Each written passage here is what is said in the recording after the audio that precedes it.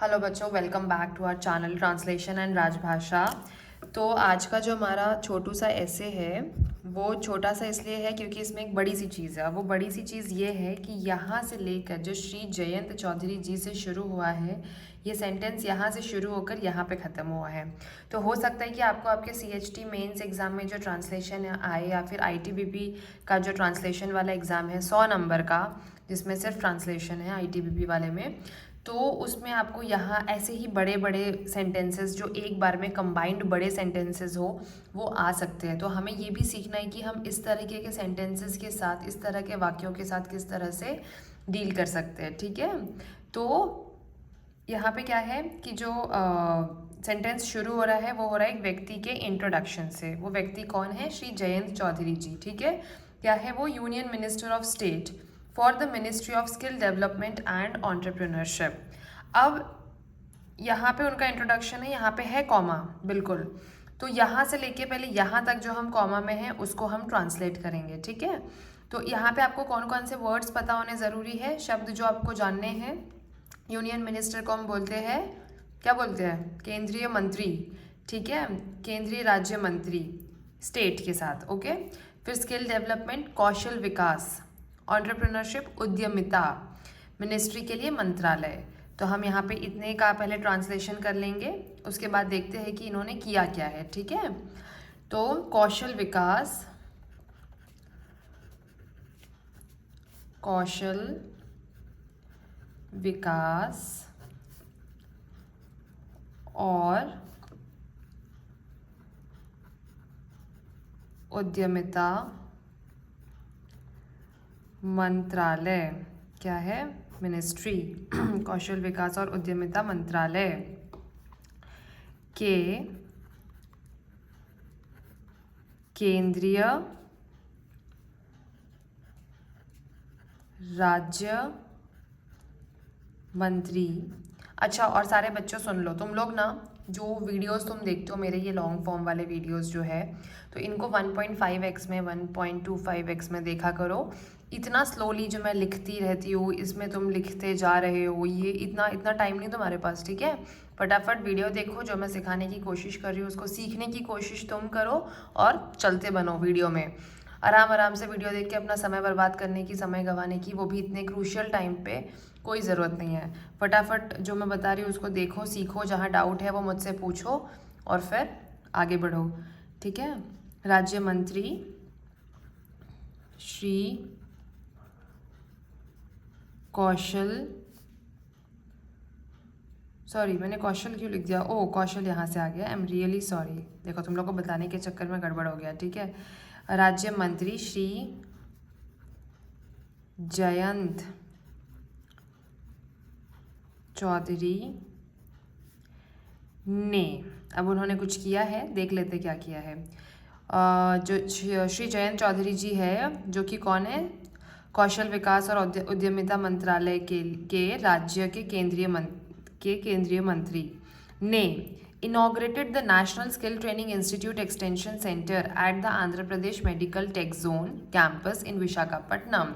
ने, अब पीछे से शुरू करेंगे, जो ये मंत्री जी है ने विशाखापट्टनम में, ठीक है, कहाँ? विशाखापट्टनम में Andhra Pradesh medical take zone, ये नाम है, इसको ट्रांसलेट करने की गलती मत करना।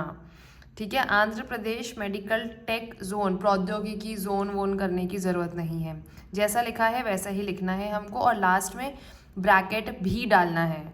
ठीक है, टेक जोन परिसर में, टेक जोन परिसर में राष्ट्रीय कौशल प्रशिक्षण संस्थान, राष्ट्रीय कौशल प्रशिक्षण संस्थान विस्तार का एक मिनट, विस्तार, हाँ, केंद्र, एक्सटेंशन सेंटर के लिए केंद्र लिखेंगे, सेंटर का हम लिखेंगे केंद्र, विस्तार केंद्र का उद्घाटन किया। ठीक है, इनॉग्रेटेड के लिए आ जाएगा उद्घाटन किया। ओके, जयंत चौधरी ने, पहले लिख देती हूँ तो तुमको ज़्यादा बेहतर तरीके से क्लियर होगा, ने विशाखापट्टनम में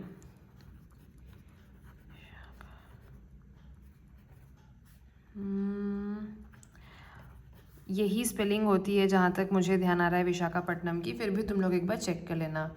विशाखापट्टनम में आंध्र प्रदेश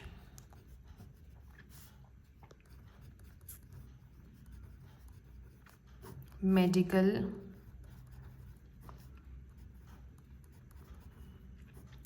टेक जोन, जिसका इंग्लिश लिखा है शॉर्ट फॉर्म में, वो आपको लिखना है।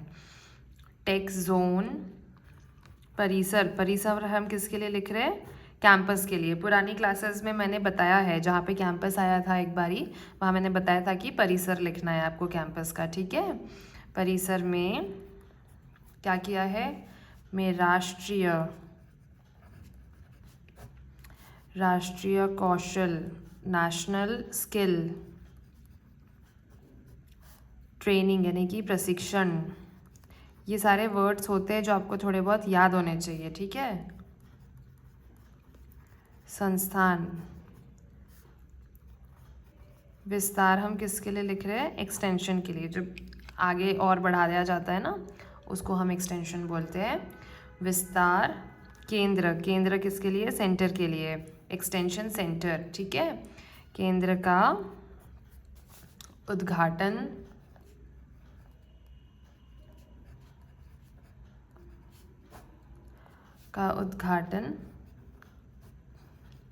किया, ठीक है। तो ये सेंटेंस यहाँ से शुरू हो रहा है, यहाँ पे ख़त्म हो रहा है, इसको इस तरीके से ट्रांसलेट करना है ब्रेक करके, ओके। उसके बाद ये छोटी सी लाइन बची, this initiative aims to address skill gaps in the state by contributing to better workforce development. इस पहल का उद्देश्य, सबसे पहली बात तो अब हम यहाँ पे हमको सेंटेंस को समझना है कि सेंटेंस कहना क्या चाह रहा है, इसका मोटा मोटा उद्देश्य क्या है सेंटेंस का, वाक्य का, ठीक है।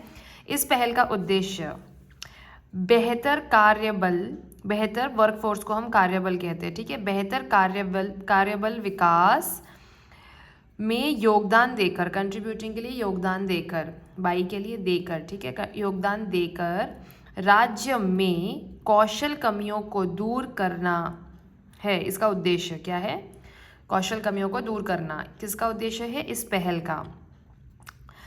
इसको हम ऐसे भी लिख एक तरीका तो है कि इस पहल का उद्देश्य बेहतर कार्यबल विकास में योगदान देकर राज्य में कौशल कमियों को दूर करना है, ये कर सकते हैं।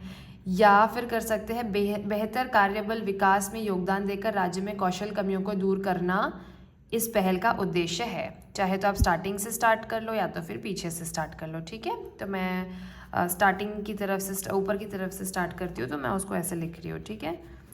इस पहल का उद्देश्य बेहतर कार्यबल विकास में योगदान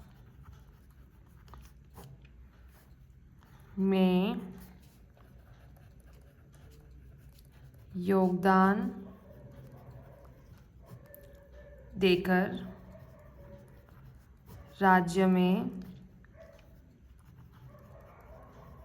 राज्य में कौशल कमियों को दूर करना है। तो इस पहल का उद्देश्य बेहतर कार्यबल में इस पहल का उद्देश्य बेहतर कार्यबल विकास में योगदान देकर राज्य में कौशल कमियों को दूर करना है। स्किल गैप्स में कौशल दूरियां नहीं आएगा, कौशल कमियां आएगा, ठीक है। इस टाइप की छोटी छोटी चीज़ों का ध्यान रखना है। एड्रेस मतलब ये पता वाला एड्रेस नहीं है। एड्रेस करना मतलब किसी का कोई प्रॉब्लम हुआ है तो उसको सोल्यूशन देने को भी हम एड्रेस करना कहते हैं। प्रॉब्लम को एड्रेस करना, सुनना, फिर उस पर सोल्यूशन देना, ठीक है। कंट्रीब्यूटिंग यानी कि योगदान देना, बेहतर कार्यबल विकास, ठीक है। तो ये छोटा सा ट्रांसलेशन था एकदम ही, और इस तरीके से करते हैं, इसको ब्रेक करके करते हैं, थोड़ा सा तोड़ मरोड़ कर करने की कई बार आवश्यकता होती है ट्रांसलेशन को, तो वो आपको प्रैक्टिस करते करते आपकी कला बनेगी, ठीक है। तो ये हो गया हमारा ट्रांसलेशन। एक और छोटी सी जानकारी बता दूँ कि आप अगर अपने अनुवाद का इवैल्यूएशन, मूल्यांकन करवाना चाहते हैं तो आप हमारे इस नंबर पे, हालांकि मैं इस नंबर को डिस्क्रिप्शन बॉक्स में भी लिख दूँगी, ठीक है। 8882204026 इस नंबर पे आप हमसे व्हाट्सएप या टेलीग्राम के माध्यम से संपर्क कर सकते हैं। हम आपकी करेंगे सहायता। आपका जो भी ट्रांसलेशन होगा हिंदी से अंग्रेज़ी या अंग्रेज़ी से हिंदी का, उसमें जो भी सुधार की गुंजाइश होगी वो आपको बताएंगे, उनसे अवगत कराएंगे और आपको प्रैक्टिस कराएंगे। हफ्ते में हम कई बार आपको ट्रांसलेशन के लिए पैसेज देंगे, वो आप जब ट्रांसलेट कर लेंगे हमें सेंड करेंगे, हम उनका मूल्यांकन करेंगे और आपको आपकी त्रुटियां बताएंगे और उन्हें किस तरह से सुधारना है ये भी बताएंगे पर्सनलाइज्ड लेवल पर।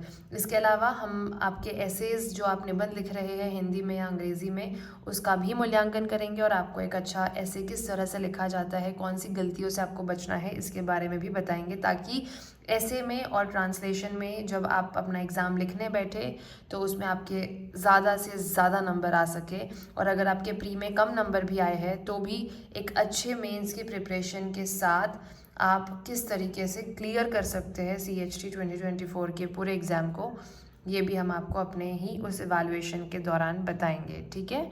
तो अगर आपको भी अपना ऐसे या निबंध या अनुवाद चेक करवाना है, मूल्यांकन करवाना है, तो हमसे संपर्क कर सकते हैं व्हाट्सएप या फिर टेलीग्राम पे। और इसके अलावा जितने भी बच्चों ने, काफ़ी सारे बच्चों ने 5 तारीख से पहले जिन्होंने पिछले 2-3 दिन में जिन्होंने मैसेज किया था व्हाट्सएप में, मेरा उनसे आग्रह है कि दोबारा एक बार मैसेज कर दीजिए, क्योंकि कुछ टेक्निकल कारणों से हमने आपका मैसेज हम देख नहीं पाए आपका मैसेज और पहले ही डिलीट हो गया है। तो जिन्होंने 5 जनवरी 2025 के पहले मैसेज किया था, 3 जनवरी से 5 जनवरी के बीच में, एक बार प्लीज़ वो लोग अपना दोबारा मैसेज भेजते, अपनी क्वेरीज भेजते, हम डेफिनेटली उनको एड्रेस करेंगे, ठीक है। Okay, bye, take care, don't forget to like, share and subscribe.